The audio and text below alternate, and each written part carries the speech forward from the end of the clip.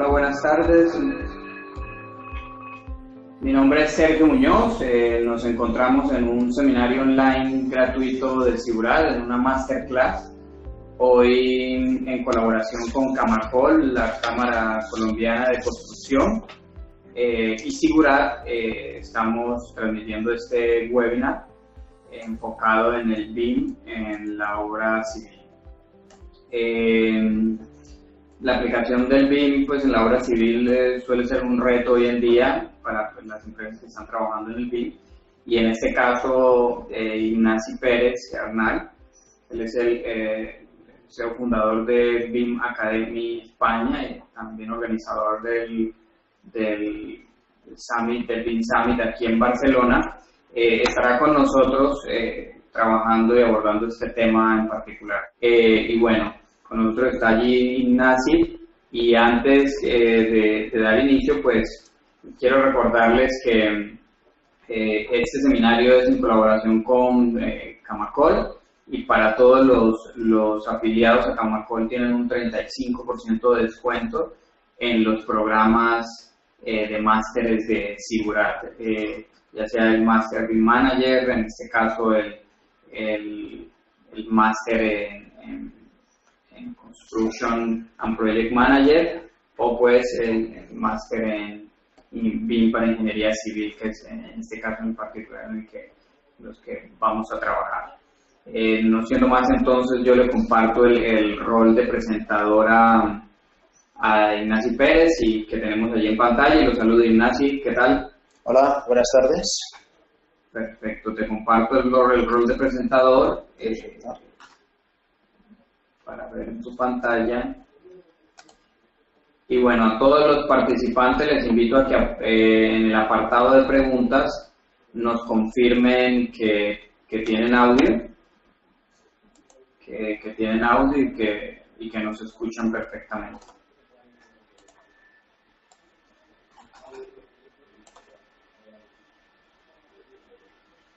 Perfecto, les invitamos entonces a que nos confirmen ahí a través. Ok, Raúl, Valentín nos confirma, perfecto.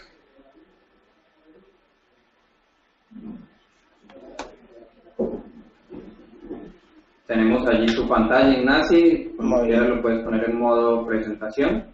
Muy bien. ¿Se ve completa? Perfecto, ahí. Muy bien. Pues vamos a iniciar, si os parece. En principio, hemos adaptado, o he adaptado una presentación que realizamos normalmente aquí en Barcelona y en España para las constructoras y los contratistas, y en principio es para responder, para iniciar a los constructores en por qué asumir este nuevo cambio de paradigma que supone el BIM.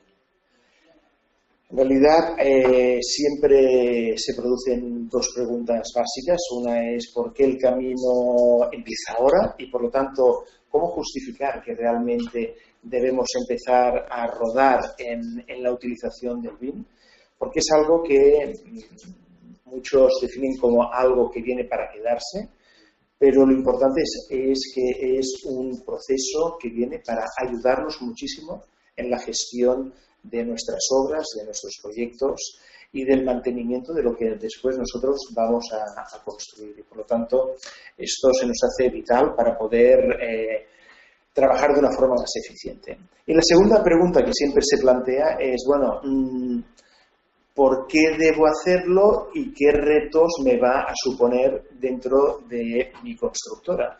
Y vamos a intentar un poco ver e identificar cuáles van a ser estas situaciones. Empezamos con esta imagen. Es una imagen que se hizo famosa porque era un ministro de la Oficina de Gabinete del Reino Unido que en el 2011 hizo esta llamada a todo el sector. Y es interesante que realmente en este caso desde la administración pública se ha apostado por un cambio de modelo en el sector de la construcción en un país entero, ¿no? Esta situación, antes de analizar esta imagen, esta situación ya en otros países como Finlandia, los países nórdicos, Singapur, Estados Unidos, ya eran países que habían iniciado el proceso BIM. Algunos que fueron los premonitores de esta situación eran países como Finlandia, que ya en el 1997 el mismo gobierno, es un pequeño país con pequeña población, decidió ser lo más eficiente posible y hacer que su sector de la construcción no pereciera con la próxima crisis que se avecinaba a finales del 2000, de la primera década del 2000, y por lo tanto hizo una apuesta clarísima. La apuesta con la que vamos a introducir esta sesión es esta imagen en el Reino Unido. Y en el Reino Unido, fijaos, decía, este gobierno tiene operando una estrategia para 4 años para la implementación del BIM, para cambiar las dinámicas y las actitudes de toda la cadena de proveedores, todos los agentes que participan en una construcción, en lo que llamamos el ciclo de vida de una construcción, tanto sea una edificación como una infraestructura, intentando abrir las posibilidades de trabajar de una forma más colaborativa y más eficiente.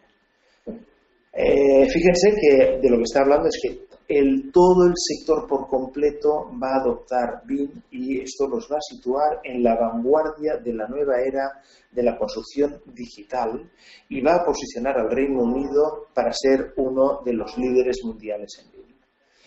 Ahora, ¿esto por qué lo decía este ministro? Lo decía porque en realidad Inglaterra, como país pequeño, si quiere empezar a exportar sus servicios en el mundo de la construcción, debería poder enviar, llamémoslo así, edificios o piezas de construcciones a otros países.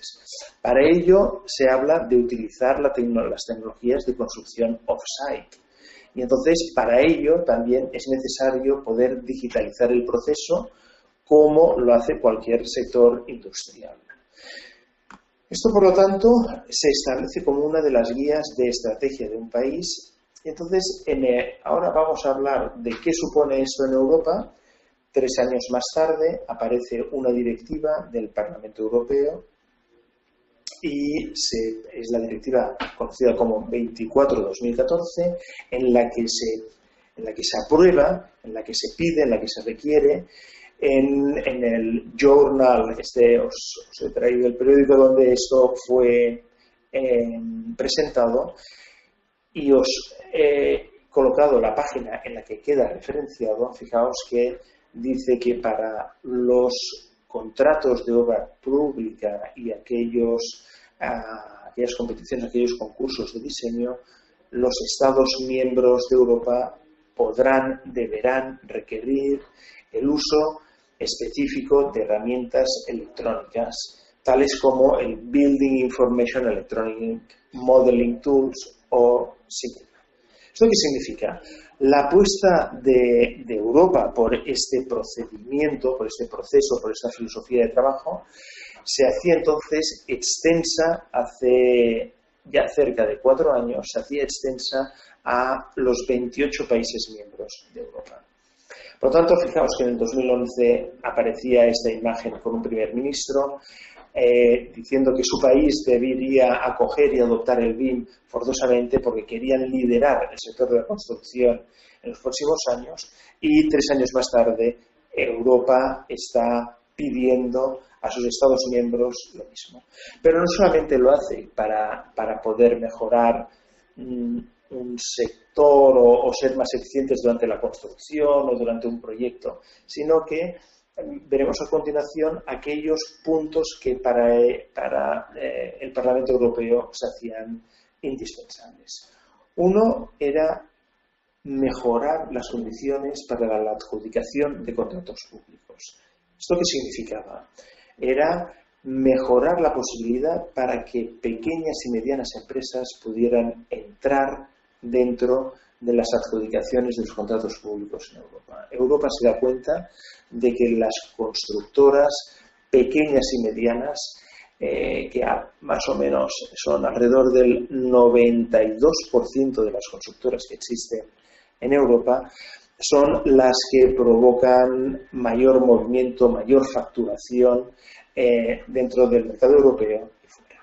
Por lo tanto, se pedía que esta contratación facilitara que tanto desde una microempresa hasta una pequeña o mediana empresa, en Europa se fijan como pequeña empresa 10 personas, como mediana empresa 50 personas y mayor que esta dimensión 250 o con X miles de personas ya se considera que es una gran empresa.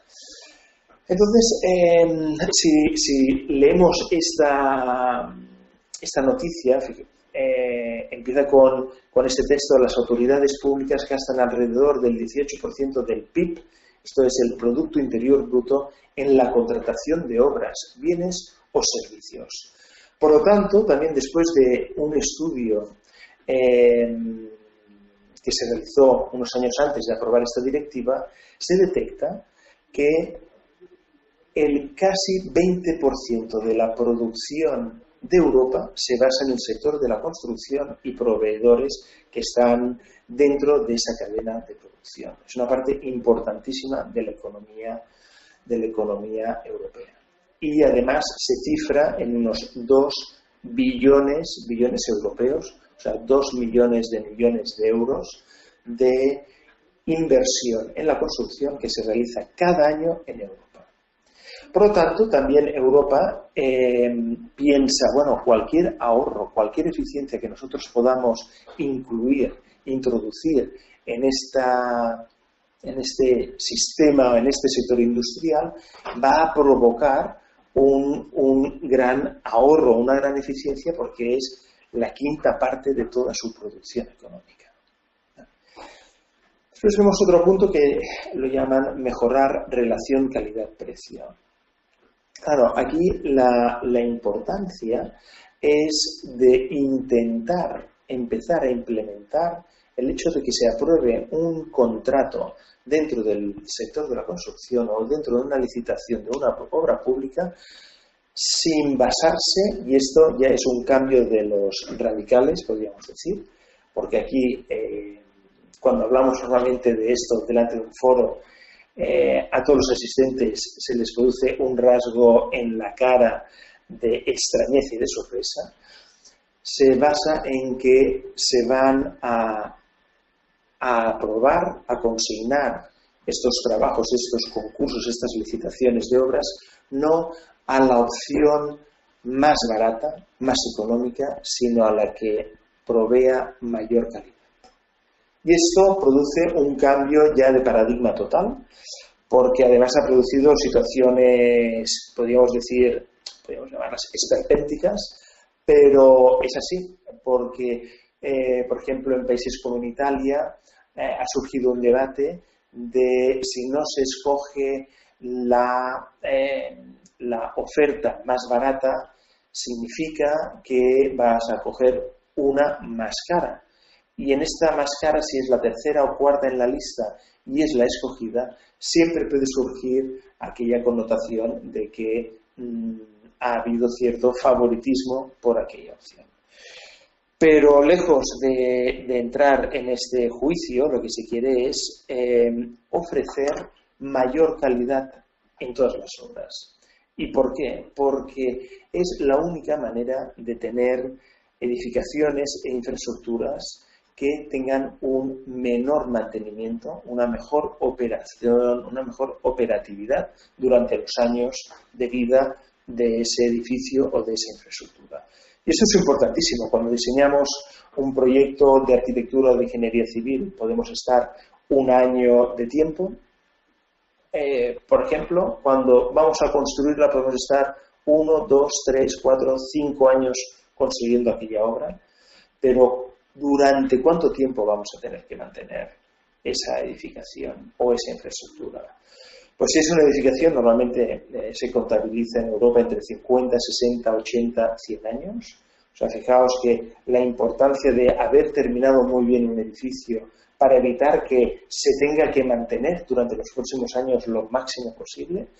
O ya no hablemos de infraestructuras, que infraestructuras de hace más de 100 años son las que se utilizan habitualmente en Europa y seguro que en vuestro país también, ¿no? Por lo tanto, debemos construir bien para no tener que mantener o tener que mantener lo mínimo posible, porque vamos a tener que mantener aquella edificación, aquel espacio o aquella infraestructura durante los próximos 80 o 100 años. El próximo punto habla de la menor burocracia para los licitadores y mejor acceso para las pymes. Las pymes son a las pequeñas y medianas empresas, ya hemos hablado antes. Esta menor burocracia para los licitadores se trata de intentar reducir la carga administrativa que conlleva la aprobación, la licitación, la apertura de plicas, de sobres, etcétera, que conlleva poder contratar un servicio por la administración. Y existe otro punto que es, fijaos, soluciones más innovadoras. Es el interés por intentar dar pie a que aquellas soluciones, a aquellas respuestas a problemas habituales que tenemos mediante nuevos materiales, nuevos procesos, tengan mayor cabida en la contratación en la obra pública. Entonces vamos a hablar de la France. La France, si hemos estado hablando de el Reino Unido, pues unos años más tarde, esto tiene fecha del 23 de junio del 2015, hace 2 años más o menos, ¿cuál era la respuesta que ofrecía el gobierno francés? El gobierno francés hace exactamente lo mismo, pero conceptualmente es algo distinto, porque habla de la industria del futuro. Lo que aquí veis escrito como estrategia numérica significa la estrategia digital de todo el país. O sea, fijaos, llega a ser el problema del BIM es una solución para todo un país en la manera de construir. Y en esta imagen ya veis el primer ministro francés, que en ese momento era Manuel Valls, con dos ministras dando apoyo a la necesidad de que el BIM entre a participar dentro del sector de la construcción del país. Y además utiliza una expresión muy interesante, que es el desarrollo de estas nuevas utilidades digitales dinamita el funcionamiento tradicional de la administración.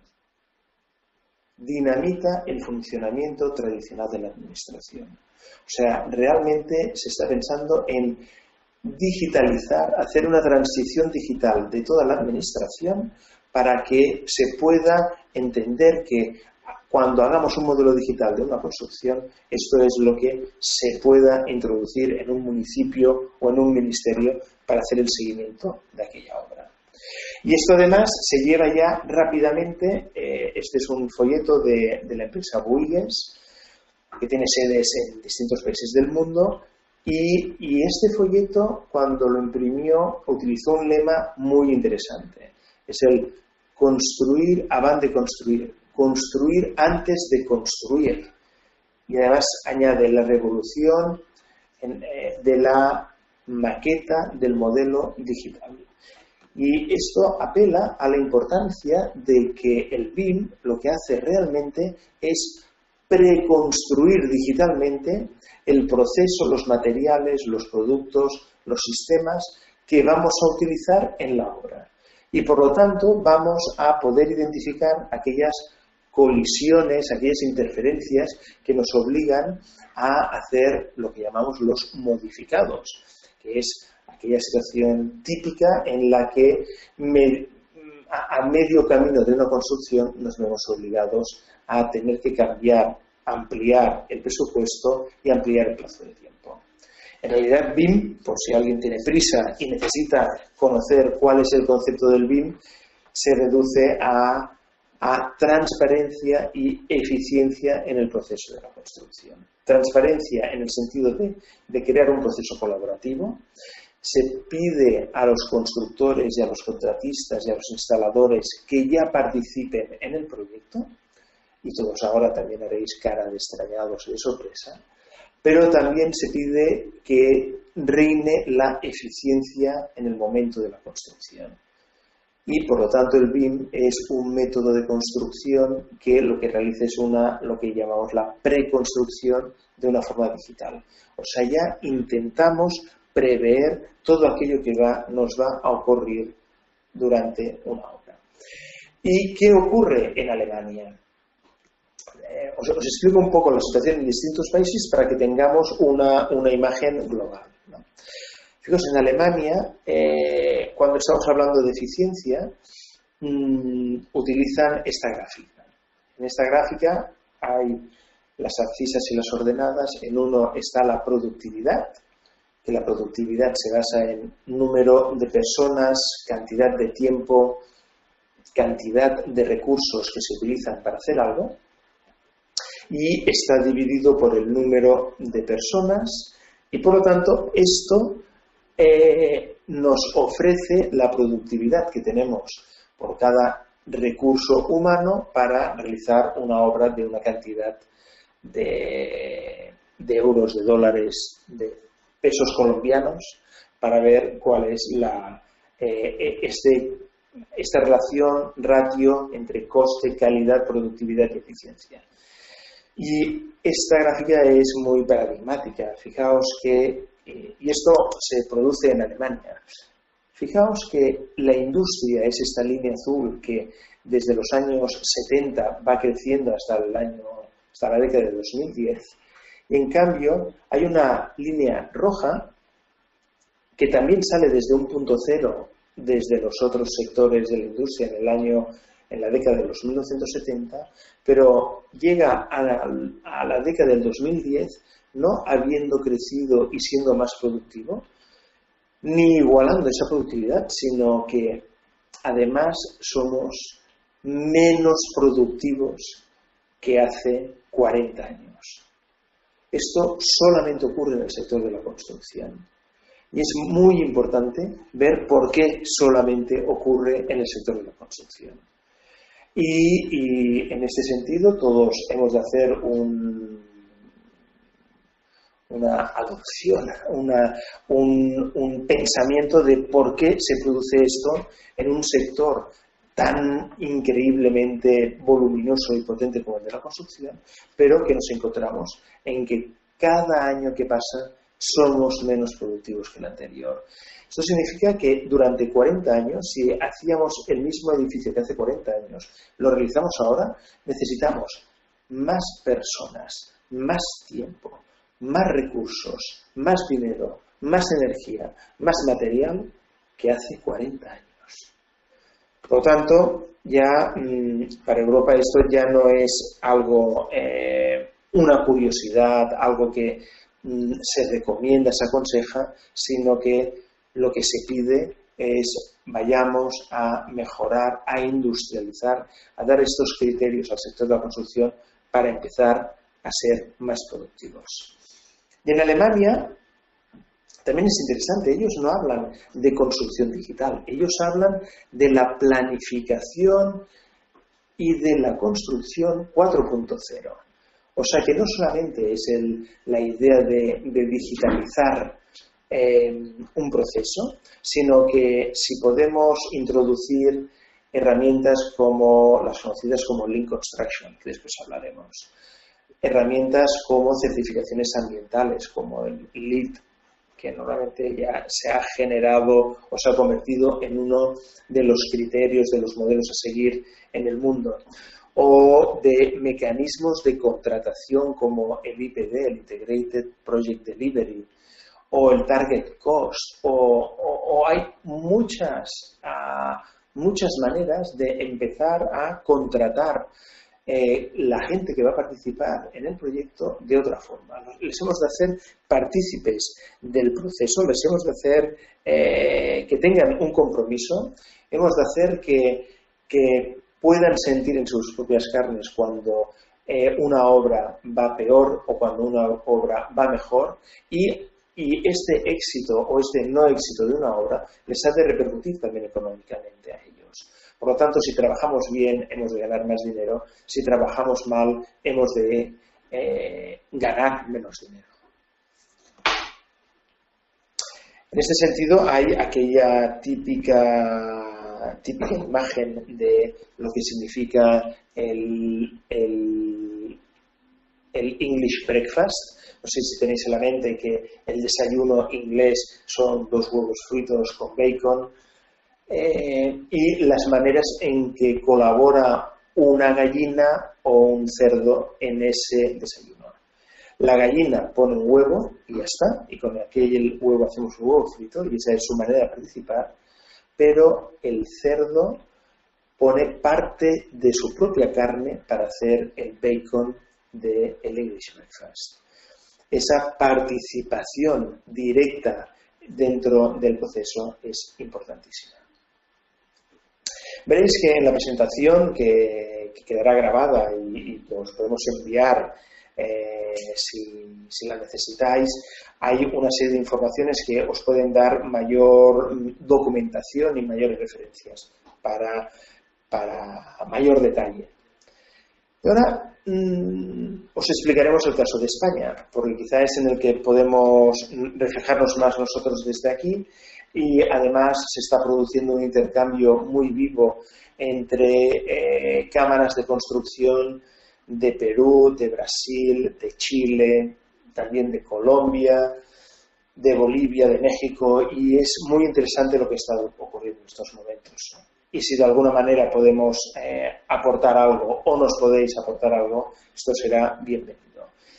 En España, el sector de la construcción va a ser modificado en el año 2018 para todos aquellos proyectos de edificación y en el año 2019 para todos aquellos proyectos de infraestructuras. Siempre hablamos de contratación pública en este caso. Pero fijaos también que esta contratación pública, por rozamiento, podríamos decir, afectará de forma privada a todos aquellos contratos y a toda aquella edificación que se produzca durante los próximos años en España.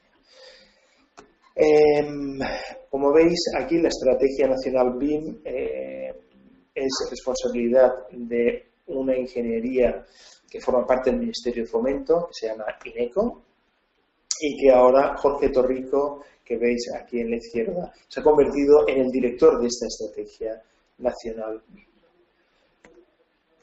Por lo tanto, como consecuencias positivas, y os las explico porque estas consecuencias se dan tanto si nosotros estamos pensando en una administración pública como en una constructora, una promotora, una desarrolladora de negocios privada, porque será exactamente la misma metodología para trabajar. Las consecuencias positivas: adaptación a las nuevas tendencias internacionales. Esto está visto. Cada año que pasa se suman nuevos países. En estos momentos hay contabilizados alrededor de 33 países que ya tienen una estrategia nacional BIM. Otros países como Rusia ya han expresado su deseo para que en el 2019 también sea así. Muchos países ya lo están calibrando para que en el 2020 ya haya una implementación de BIM. Y por lo tanto es una tendencia que será difícil torcer. El aumento de la calidad en proyectos y obras. Esto lo hemos comentado anteriormente, es algo fundamental de que no podamos. Por un lado, el aumento de la calidad en los proyectos significa que nosotros podamos tener un proyecto, quizás lejos de llamarle perfecto, pero sí completo. Y por lo tanto, que una vez tengamos un proyecto con sus mediciones y sus presupuestos realizados a través o con la ayuda de una consultora, podamos fijar el plazo de tiempo que vamos a necesitar para construirlo, para ejecutarlo, y fijar el coste que se va a producir. Por lo tanto, con una calidad en ese proyecto podríamos llegar a permitir que una obra esté totalmente controlada. Y la calidad durante la obra también va a repercutir en este cumplimiento de plazos y de presupuesto, pero es que además va a permitir una mejor gestión y operación a posteriori. La reducción de costes en proyectos y obras. Por ahora esto se ha demostrado o no, hay números y estudios sobre el tema. Normalmente hacer un proyecto en BIM supone algo más de trabajo porque se determina toda la información y por lo tanto hay una labor mucho más precisa en este sentido. Pero también se ve no tanto una reducción económica de los costes en una obra, sino el hecho de que solamente cumplir aquellos términos y aquellos números que habíamos fijado ya es un ahorro para la financiación del mismo proyecto, porque no necesitará de nuevas provisiones. Esto es importantísimo porque los números cantan por sí solo y estamos hablando con vosotros como cámara de construcción, como cámara de contratistas, como cámara de subcontratistas. Necesitamos el hecho de que exista una relación entre todos nosotros mucho más clara y poder asegurar que podamos entregar nuestro proyecto y nuestra construcción en el tiempo y en el presupuesto que se había especificado. Fijaos también, el aumento de la transparencia en la información significa que el proceso colaborativo se basa en que la información sea lo más pública posible, que el mayor número de agentes que participan en el ciclo de esta edificación puedan participar, puedan ver, puedan ser informados de los cambios de esta información, de estos planos que se van generando. Hay un mayor enfoque hacia la sostenibilidad. Son conceptos que quizá en los países nórdicos europeos están muy avanzados y son, podríamos decir, obligatorios y los tienen interiorizados en toda la cadena de producción de una construcción y de su proyecto. Quizá en los países mediterráneos esto tiene una aceptación menor por ahora, porque se ve como una imposición, y me gustaría preguntaros, para ir avanzando después, posibles preguntas y consultas, cómo es en vuestro país este enfoque hacia la sostenibilidad de la edificación de las infraestructuras. Después hay otro objetivo, que es la dinamización del mercado de las infraestructuras. En realidad hemos visto en toda Europa, y yo creo que también habéis sufrido en Sudamérica en estos últimos años, lo que ha significado la crisis global financiera en el año 2006, 2007, 2008, con un parón del 50% aproximadamente cada año acumulado, y que por fin, 10 años más tarde, parece que vemos la luz fuera del túnel.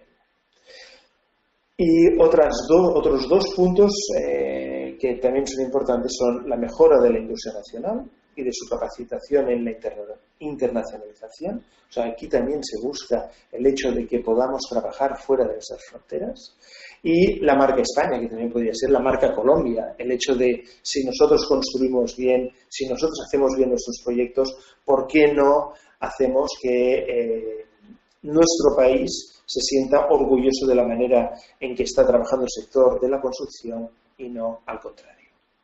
Por lo tanto, es importante ver que el ámbito del BIM se cierne tanto en edificación como en infraestructuras, y vemos aquí a continuación lo que ocurre en Cataluña. Nosotros Sigurat está radicada en la ciudad de Barcelona, en España, en la región de Cataluña, y es interesante ver cómo también hay regiones que están trabajando por crear sus propios manifestos, sus propias declaraciones de transformación del BIM y de la implantación del BIM. Y con distintos objetivos, y os puedo enviar la versión en castellano de este documento para que lo tengáis. Y os he adjuntado algunas de las publicaciones que se pueden encontrar desde países nórdicos, germánicos, anglosajones, franceses, sobre el tema, y que han sido base de este cambio radical del concepto de lo que ha de significar construir aquí. Y por fechas, también me gustaría preguntaros si la situación en Colombia es similar, si existe, yo creo que ya existe un BIM Forum muy activo en vuestro país, y me gustaría conocer esta situación, si realmente ya existe algún tipo de mandato de declaración, de documento, de plan estratégico, de roadmap, de hoja de ruta para que un ministerio de obras públicas o vuestra propia cámara esté pensando ya de qué manera o cuándo va a introducir el BIM en la manera de trabajar que tenéis. Por lo tanto, ¿por qué un constructor debe asumir el cambio de paradigma que supone el BIM? Yo creo, por un lado hay esta obligatoriedad, estas directivas que se están aprobando en nuestro entorno, pero todos estos conceptos se pueden convertir en el entorno privado de forma directa. Entonces, podríamos decir que en realidad el camino empieza ahora, no termina ahora junto con el BIM, sino que en esta frase de Henry Ford dice empieza desde abajo hacia arriba, ¿no? Estar todos juntos es el principio. Fijaos que esto sería la base de un proceso colaborativo. Entender que el proyectista, el técnico, ya debería poder trabajar con la constructora para conocer sus recursos y sus medios para estar pensando, estar diseñando un proyecto que a su vez sea posible y ayude a aquella constructora a hacerlo de la forma más fácil posible. Aquí, cuando una cosa es estar juntos y la otra es permanecer juntos, ya es progreso. Y termina con el hecho de que cuando trabajemos juntos ya es el éxito. Por lo tanto, hemos de intentar permanecer todos estos eslabones que trabajan en la cadena que crea valor dentro de la construcción de una forma lo más participativa posible, ¿no? Aquí decimos que dentro del proyecto tendríamos que estar hablando con la persona de mono azul. La persona de mono azul es aquella persona de mantenimiento que está en un museo, en una estación, en un edificio de oficinas, cambiando los fluorescentes, las bombillas, reparando los enchufes eléctricos, reparando una puerta, mejorando un armario. Y esa persona en realidad no ha tenido ninguna información ni del proyecto ni de la construcción durante este proceso. Y en cambio, cuando se termina la construcción, le damos unas llaves y se le pide que mantenga este edificio en los próximos 60 años. Esta colaboración se ha de intentar hacerlo lo antes posible. Y esto para nosotros es un cambio de paradigma. El BIM significa un cambio de actitudes y de maneras de pensar y de trabajar comparados con las que hemos tenido hasta este momento. Y os presento, por ejemplo, un proyecto de construcción realizado por una consultora que se llama CN3, que trabaja principalmente, también en edificación, también muchísimo en infraestructuras, donde los presupuestos son mayores. Y vamos a ver de qué manera introduce el BIM y esta digitalización y esta reconstrucción.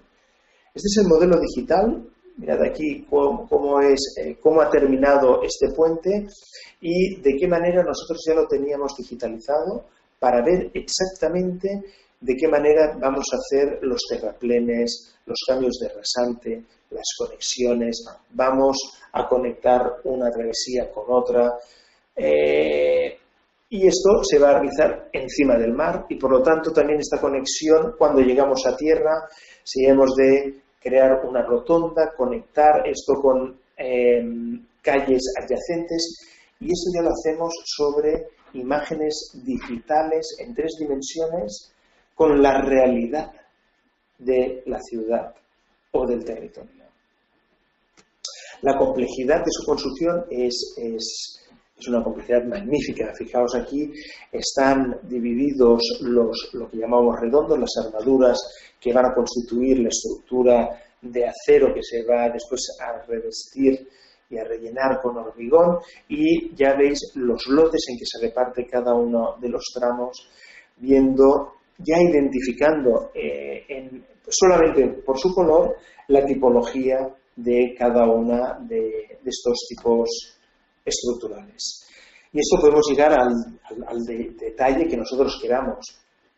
Tanto detalle podemos proveer que al digitalizar este proceso y trabajar con medidas reales, Muchas de estas fases ya se pueden realizar dentro de fábricas. Podemos enviar la armadura de este pilar que vemos circular abajo a la izquierda a una empresa que tiene corrugados metálicos y donde va a hacer la soldadura en formato digital. Claro, puede ser que nosotros a nivel manual aún los costes sean mejores que hacerlo de una forma digitalizada. Pero es muy importante ver que hay mucha complejidad dentro de estos procesos y normalmente también generamos muchos errores cuando lo hacemos de forma con mano de obra, llamémosle humana.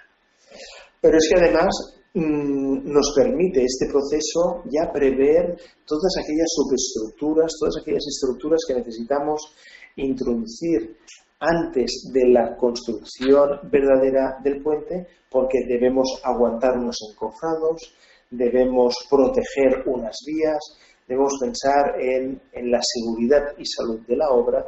Por lo tanto, esto que normalmente en los planos es difícil de acometerlo de una forma clara y de ver cómo día a día va cambiando el vallado, va cambiando la circulación, va cambiando la movilidad, van cambiando los trazados, van cambiando las conexiones, etcétera, hacerlo, ligarlo al modelo digital. Estas son imágenes. Fijaos, aquí antes teníamos los pilares y estas protecciones de las calles y aquí podéis entrever que ya es lo que se realiza en la obra. Hemos podido prever absolutamente todo el proceso con anterioridad. Y esto significa que ya podemos fijar los plazos de tiempo. Si la gente que va a colocar estas cimbres y estos encofrados ya nos ha dicho, viendo la complejidad que va a comportar hacer esto en medio de este mar, en medio de esta zona de la ciudad, pues poder cerciorar, poder certificar casi esta planificación temporal. Y es interesante, os he añadido esta imagen porque es muy interesante. Nosotros, por ejemplo, en Noruega ya se ha realizado el primer proyecto construido en la modalidad paperless. ¿Qué significa paperless? Pues no se ha utilizado ningún plano impreso para hacer la tunelación entre dos ciudades en Noruega. Esto puede llamar muchísimo la atención porque, claro, significa que ya no tenemos planos impresos, ya no debemos preparar estos planos impresos, sino que lo que utilizamos son tablets y ordenadores, ¿no? Como ocurre en la mayoría de sectores. Pero bueno, estamos en Dinamarca y tenemos estos planos, pero hay un plano que es muy interesante, que es el que veis en la parte derecha inferior, que es el modelo digital en 3 dimensiones, según sus fases, según las semanas de construcción, ya vemos de qué manera se ha de encontrar el proyecto para después nosotros hacer el seguimiento de la obra. Y esto en un sentido mucho más avanzado, está en Estados Unidos, pero también tenemos ejemplos en otros países como en el sudeste asiático. Es la conversión de lo que debería ser un obrero de la construcción a un obrero de la construcción que tiene acceso a la última versión del proyecto, que esto siempre es complicado, porque el proyecto, incluso mientras se está construyendo, va cambiando, y es muy difícil tener todas las versiones al día en la obra para poder seguir de qué manera se va a construir. En cambio, cuando lo hacemos en un formato digital y en la nube tenemos este proyecto, tenemos siempre el acceso a la última versión. De aquí nosotros podemos imprimir aquellos planos que nos interesen y además puede incluir la posibilidad de poder trabajar el as-built, la parte de cómo vamos transformando la construcción respecto al proyecto ejecutivo o constructivo, para que una vez finalizado el proyecto construido tengamos el proyecto real de lo que se ha construido. Por dónde pasan las instalaciones, qué tipo de calibre o diámetro hemos utilizado para el aire acondicionado, el cambio de unas ventanas, el cambio de un pavimento, el cambio de localización de una pared, etc. Y esto es lo que va a sufrir esta persona. Este es el típico obrero de la construcción española con un botijo. Este botijo permite tener siempre agua fresca en la obra. Esta persona, desgraciadamente, va a desaparecer por edad, porque nos estamos encontrando que después de 10 años de crisis en el sector de la construcción, hemos perdido, en los próximos 5 años ya se prevé que más o menos el 85% de la mano de obra instruida, capacitada, que son maestros constructores que tienen aquella experiencia, van a tener que jubilarse. Y desafortunadamente esta persona que aún iba con el botijo ya no lo vamos a tener en la obra y quizás estaría abierto a esta situación, pero lo deberemos convencer para que se quede y lo pueda hacer. Por lo tanto, también hay un trabajo de transformación, por eso le llamamos cambio de paradigma, Y este cambio de paradigma sugiere una transformación total de los usos y costumbres que tenemos en el sector, pero que en nuestro caso, cuando la gente piensa que esto es casi difícil o imposible, pues yo defiendo que no es así. Cada uno de nosotros en nuestro bolsillo, en el pantalón, tenemos un teléfono móvil, un celular, que ha cambiado el paradigma de absolutamente todas las comunicaciones que teníamos hasta ahora. No hay nadie que vaya con un teléfono de baquelita de color negro, con un cable conectado desde su casa hasta su oficina. Esto ya hemos aprendido que es mucho más fácil, mucho más barato, mucho más económico, mucho más efectivo tener un teléfono móvil celular con nosotros. Por lo tanto, lo que hemos de hacer es que esta persona utilice este teléfono celular y normalmente esta persona ya lo está utilizando.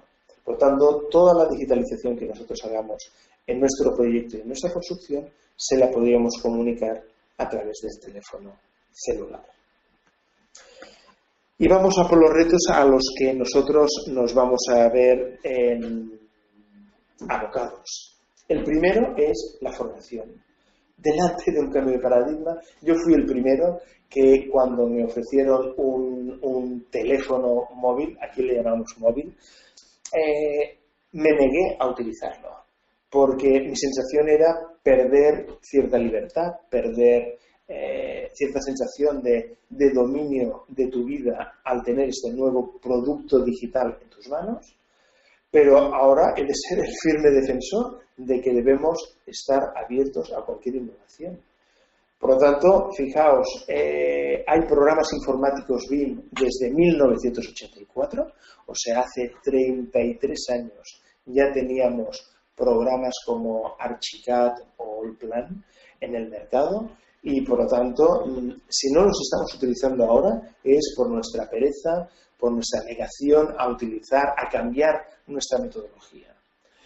Después podemos utilizar tablets ahora ya a precios irrisorios. Hace 5 o 10 años una tablet costaba más de 1.000 euros, no sé el precio convertido a pesos colombianos, pero era muchísimo dinero, casi era el sueldo, casi o de hecho era el sueldo de una persona durante un mes dedicado a tener una pantalla digital, pero es que ahora por menos de 199 euros ya podemos disponer de tablets para poder trabajar. Y algo que todo el mundo tiene es ya un smartphone. Por lo tanto, hemos de facilitar a las personas y a las empresas este cambio de perfil. Dejadme introducir ahora, hacer una pequeña cuña del máster que os anunciaba Sergio antes, que era el máster en Construction Project Management, y que además lo hemos enfocado bajo 4 criterios, 4 grandes criterios, que sería el criterio del BIM, que es el que estamos analizando hoy, el criterio del Lean Construction, que viniendo del Lean Management quizá podemos dedicar, si es de vuestro interés, otra sesión como esta sobre el Lean Construction, sobre el LEED, que es la certificación ambiental, que más o menos se ha convertido ya en un referente en todo el mundo, y de qué manera podemos hacer que nuestros edificios gasten menos, necesiten menos materiales, se construyan de una forma con un impacto menor, creando menos polvo, menos ruido, menos afectación en la vía pública, etcétera. Y el IPD, que es el Integrated Project Delivery, que sería la manera de introducir procesos colaborativos en el sector, pero también maneras o modelos de contratación colaborativos para hacer que todos, cuando estemos trabajando en un proyecto, nos sintamos partícipes, nos sintamos comprometidos con la mejor resolución de este proyecto en forma de construcción. Por lo tanto, aquí hay las 4 temáticas, tenemos esta presentación, una pequeña presentación que explica estas claves. Esta es una imagen que utilizo muchísimo cuando hablo del cambio de paradigma, ¿no? Este es el mapa terrestre que utiliza Australia. Por tanto, al ser utilizado por Australia, Australia está arriba y en el medio. Y por lo tanto, si aquí alguien busca nuestro país, que es España, pues ves que está en el extremo derecho inferior, en la punta, como al final del mundo, ¿no? Claro, es lo mismo que Australia debe sentir cuando nosotros utilizamos el mapa desde el hemisferio norte y no desde el hemisferio sur. Pero esto es una realidad. Al final es de qué forma podemos utilizar esta realidad para ver de forma distinta lo que nos envuelve. La clave ambiental como lead, pues aquí os ofrezco una tabla interesante que es como un comparativo entre distintos códigos energéticos y cómo afectan en la parte energética, en la parte de bioclimatismo, en la parte de construcción, de entorno, etcétera. Estas son cosas que vamos a analizar. Y estas comparativas entre sellos distintos para poder determinar cuál nos podría interesar y ver cómo cada uno de ellos crea una certificación energética o ambiental distinta y cada una está interesada en temáticas distintas también, ¿no? Lo que es muy importante es que hay algunos de estos puntos que ganamos en una certificación ambiental que solamente las podemos conseguir durante el proceso de construcción. Lo repito para que quede más claro. Hay algunos de los criterios ambientales y de sostenibilidad y de certificación energética que solamente se pueden lograr mientras estamos construyendo. Por lo tanto, aquel uso de un material específico, aquella producción o no producción de un residuo, etcétera, es importantísimo para nosotros el poder intentar minorar lo máximo posible. El segundo ámbito es el de BIM, es el que estamos hablando, es esta clave de todos los procesos. Aquí, en vez de utilizar la misma gráfica que hemos visto para el mercado alemán, es el estadounidense. Por lo tanto, no es un problema solamente de los países latinoamericanos o hispanoamericanos el hecho de que no seamos tan productivos. Y por lo tanto es importantísimo ver que en cualquier país esta situación se reproduce. Por lo tanto es trabajo de todos el hecho de cambiar la tendencia y producir una inflexión en esta gráfica. Aquí hay un vídeo magnífico en el cual tenéis en la parte derecha abajo el link que normalmente utilizo para ilustrar cómo debe ser el trabajo colaborativo. No sé, Sergio, si podemos incorporar un vídeo, ¿se podrá ver? Se les puede enviar a ellos por el apartado de preguntas ahora. Muy bien, perfecto. Aquí en la misma presentación está el link, por lo tanto, si a alguien le interesa, pero es muy interesante ver cómo se hacía un pit stop en Fórmula 1 en los años 50 y cómo se realiza, en este caso en Melbourne, en el 2013. Y veréis el cambio de paradigma que significa un pit stop en Fórmula 1. Y el BIM al final es el acrónimo de 3 conceptos: Building Information Modeling, que ya hemos aceptado como acrónimo en inglés. Building, desde el punto de vista que puede ser la edificación o la construcción de una infraestructura. Por lo tanto, veis aquí una vivienda y veis también el asfaltado de una carretera. Por lo tanto, cualquier obra que tiene relación con el ámbito de la construcción lo podemos analizar. El segundo término es el de información, o sea, aquí veis la importancia de que un PDF, un DWG, un vídeo incluso, un cronómetro, un Excel, un Word, el concepto del dinero, de la planificación, lo podemos añadir dentro del modelo digital que vamos a utilizar, que es lo que se ve a continuación. Veis a la derecha, en la parte superior, un modelo digital de un edificio de oficinas, de coworking. Está situado en la calle más cara de Europa, que se encuentra en Portal del Ángel en Barcelona.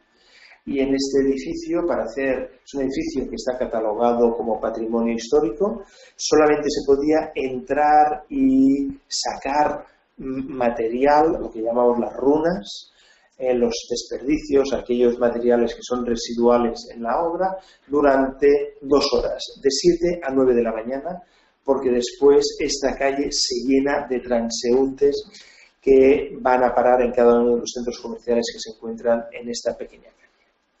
Y debajo veis la modelización de una autopista, es la autopista de Marsella, en Francia, donde se intenta, fijaos, ya cartografiar, utilizar todas las bases cartográficas en 3 dimensiones del territorio para introducir una sección lineal para una obra civil como una autopista y ver de qué manera se va conectando con el territorio a través de estas rotondas laterales para el acceso o aceleración dentro de esta infraestructura. Por lo tanto, BIM significa la modelización digital de la información de una construcción. Y cuando clicamos en alguna parte de este modelo, nos aparece una ficha con toda la información que tenemos de materiales, de los contratistas, de los subcontratistas, de los instaladores, de toda aquella persona y empresa que participa dentro del proceso. Pero claro, si el BIM significa poder interoperar, poder intercambiar información con todos los agentes que participan en una obra, también debemos poder interoperar con todos aquellos productos informáticos, con todos aquellos softwares que cada una de las personas, de los técnicos, de los productores, de los desarrolladores, de la agencia municipal, etcétera, todos los softwares que se vayan a utilizar han de tener un mecanismo de interoperabilidad. Por lo tanto, veis en la parte derecha un símbolo con 4 cuadrados, que son los símbolos de Building Smart, que es una asociación que vela por la interoperabilidad de un formato que se llama IFC. Igual que nosotros cuando trabajamos en un Word tenemos al final un documento que termina con .doc, o en un Excel .xls, cuando nosotros trabajamos en un proyecto BIM, en un formato interoperable, lo que vamos a obtener es un modelo .ifc. Y este modelo va a permitir poder intercambiarlo con distintos formatos de AutoCAD, Revit, cualquier tipo de software que tenemos, STL, para hacer producción en impresoras 3D, de 3D, de Rapid Prototyping, podemos utilizar SketchUp, podemos utilizar cantidad de distintos formatos provenientes de Allplan, de Bentley, de Archicad, de Graphisoft, etcétera, para poder intercambiar y perder la menor información posible en este intercambio. Y este intercambio nos va a permitir el poder trabajar en el ciclo de vida de un proyecto, de una construcción. Por lo tanto, aquí veis cómo, empezando por las 9 de la mañana, para decir aquí, que sería la situación del briefing que recibe un técnico. Este técnico además recibe unos datos e información de productos y de sistemas que puede introducir en su proyecto. Además, este proyecto ha de estar regido por unas leyes, unos reglamentos, unas normativas que va a tener que cumplir. Va a utilizar un software de CAD tridimensional, 3D. Va a utilizar la posibilidad de poder verificar esta información en esta tercera dimensión e incorporar realidad virtual y realidad aumentada. Tal como hemos visto antes, hay la posibilidad de crear unas simulaciones. Ya veis, a la hora de las 3, esta parte de simulación, porque claro, ya hemos introducido todos los datos de cómo se va a construir de forma digital. Ya tenemos esta constructabilidad certificada en el proyecto y podemos hacer simulaciones. Y como ya tenemos el edificio como si estuviera construido de verdad, estas simulaciones las podemos realizar para el formato de la sexta dimensión, o sea, toda la parte de sostenibilidad, toda la introducción de criterios ambientales dentro de este proyecto para ver si vamos a cumplir y realmente vamos a ser eficaces. Vamos a cumplir unas especificaciones, estamos en la hora 4, procurement, vamos a licitar este proyecto en la hora 5 y vamos a empezar con lo que sería el construction management, con toda esta información que los técnicos y la municipalidad nos hacen llegar para nosotros poder hacer una buena planificación, una buena logística, una buena presupuestación de nuestra obra para llegar después a las dos últimas dimensiones del proyecto, que sería el facility management, poder llegar a tener un as-built, iba a pronunciar lo más real posible, un as-built real de lo que hemos construido para después poder gestionarlo de la mejor forma, de la forma más eficaz posible. Y incluso en países más avanzados ya se habla de que el modelo BIM se ha de pensar para poder ya prever cuál va a ser la demolición, la manera en que se va a demoler el edificio o la forma en que se va a renovar, rehabilitar esa infraestructura. Si os parece, lo podemos dejar aquí. Ahora ya ha pasado una hora. Aún nos quedan multitud de diapositivas, pero si es interés de los asistentes, si es interés de la Cámara, podemos volver a planificar una segunda sesión en la que pudiéramos ampliar estos conceptos y poder llegar también a ver otros criterios como no solamente la afectación del BIM, sino el Lean Construction, el IPD, las certificaciones LEED, de qué manera van a introducirse en nuestros proyectos de construcción, de edificaciones y de infraestructuras. Perfecto, Ignacio, muchas gracias por tu tiempo, a todos los participantes. También muchas gracias. Allí Néstor te respondió un poco la pregunta, el enfoque de sostenibilidad que existe desde el 2015, normativas que hacen obligatorio ahorro en consumo de agua y energía en edificaciones nuevas a través de diseños pasivos arquitectónicos y de dispositivos de consumo eficiente. También nos comenta que existe el BIM Forum que se está gestionando desde Camacol. En Colombia Juan nos comenta que en Colombia se está organizando el BIM Forum como iniciativa de varias constructoras y con la participación de la academia. Y bueno, un poco más ahí Junior también nos comenta que sería muy bueno continuar con la participación. Muchas gracias por tu tiempo. Queda poco destacarle a los participantes, como ya lo veíamos ahora, los que forman parte de Camacol, pues que si están interesados pueden acceder al 35% de descuento que tienen por ser afiliados de Camacol en la formación de Sigurado. En este caso, pues el ingeniero Ignasi nos habla particularmente del Master Construction and Project Manager de Sigurado. Es un máster de 600 horas online. Tienen contacto directo con los docentes a través de masterclass como estas, en las cuales han estado con Ignasi. Él es el codirector del máster. También tienen los foros y tienen pues los trabajos prácticos que se desarrollan durante el máster, así como también está el máster de BIM para Ingeniería Civil, que es otro en el cual tú participas y haces ya más enfocado hacia la parte más de obra pública, de infraestructura. Exacto. Más hacia la obra pública. Entonces todos aquellos que estén interesados nos lo pueden hacer saber a través del apartado de preguntas ahora mismo, o en la encuesta que tienen a continuación.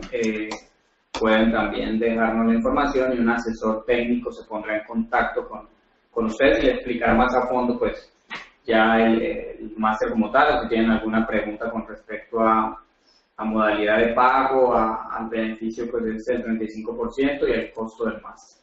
No sé, Ignacio, si tienes algo por decir. Bueno, yo estaría encantado de hacer una segunda sesión, o sea que por lo tanto si Camacol considera necesario e interesante hacerlo, por nuestra parte absoluta disponibilidad.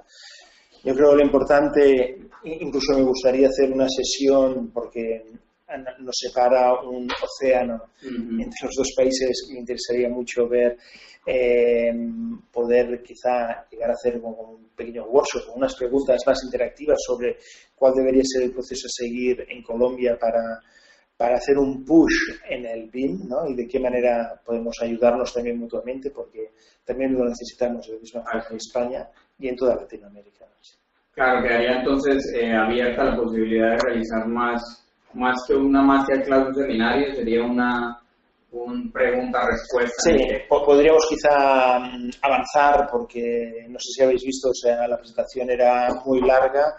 Nos hemos quedado quizás a un tercio de la presentación, o sea, tenemos muchos temas que pueden ser muy interesantes tratar, y si lo hacemos de una forma interactiva, quizá también aquí el hecho de poder introducir el proceso colaborativo siempre es muy interesante para las dos partes. Es lo que sucede también un poco en los másteres, en que hay una participación de ambas partes, constante, tanto del profesor-alumno como de los alumnos que están en diversos países y también exponen un poco cómo está haciendo la aplicación de la metodología en su país, cómo están haciendo los procesos constructivos, y se enriquece el aprendizaje. Yo creo que esta es una de las mejores opciones. Normalmente no le damos importancia a hacer un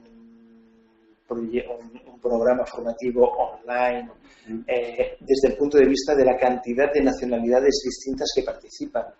Y esto es de lo más interesante, porque en un mismo programa no te encuentras con un grupo de gente que conoce tu misma realidad, sino que podemos intercambiar en cómo está esta situación en Bolivia, en Chile, en Argentina, en Brasil, en México, en Honduras, en Paraguay, en España, en distintas regiones de España.